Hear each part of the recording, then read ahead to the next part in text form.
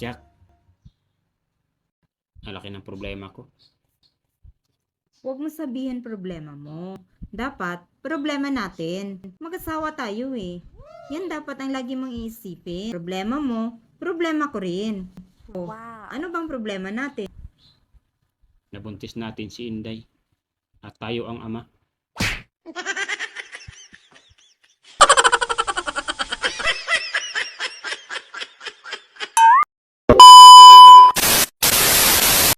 Han, nakuha mo na ako. Pakakasalan mo ko, ha? Aba, ba't kita pa kasalan? Wala naman tayong kasunduan bago nating gawin, ah. Binigay ko sa'yo ng buong-buo pagkatao ko. Kaya harapin mo mga magulang ko. Oo, harapin ko mga magulang mo. Pero sabihin ko sa kanila, hindi buo yung binigay mo.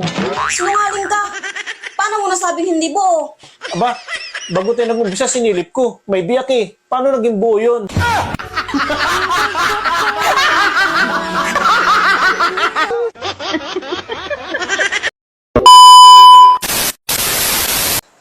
Han, buntis ako. Ha? Bakit ka buntis? Bauga ko ah. Hindi pwede yan. Hindi ko pananagutan yan. Ha? Sinabi ko lang naman na buntis ako. Hindi ko naman sinabi na sa'yo to.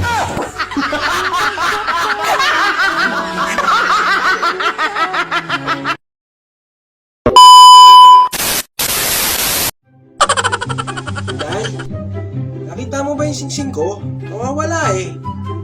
Ay, sir, parang naiiwan mo dito nung kinalikot mo ito kagabi. Kukunin mo, sir.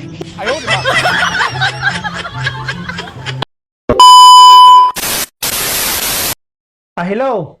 Asan ka na? Ito, pumasyal muna. Nagpapasarap buhay muna. Puro lang kasi trabaho eh. O sige, pagkatapos mo, uwi ka na agad ha. Kasi ako naman ang alis. Ha, ate ka? Saan ka pupunta? Mamasyal at magpakasarap buhay din. Hayop ka, maghuhotel ka rin? Ah, nasa hotel ka pala. Pag uwi mo, kukunin mo na mga gamit mo sa labas ng bahay ha. Ah, hello. Biro lang yun, oy. Binabaan ako. Ba't ko pa kasi sinabi? Nakuulit tuloy.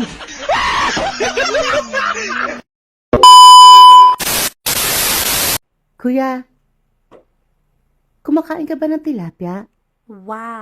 Siyempre naman. Paborito ko yun. Tara na sa kwarto. Sana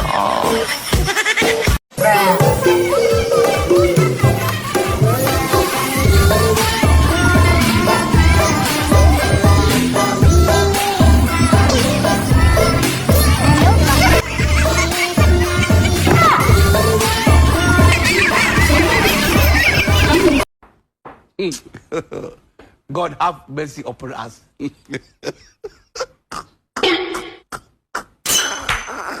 Ayaw, di ma.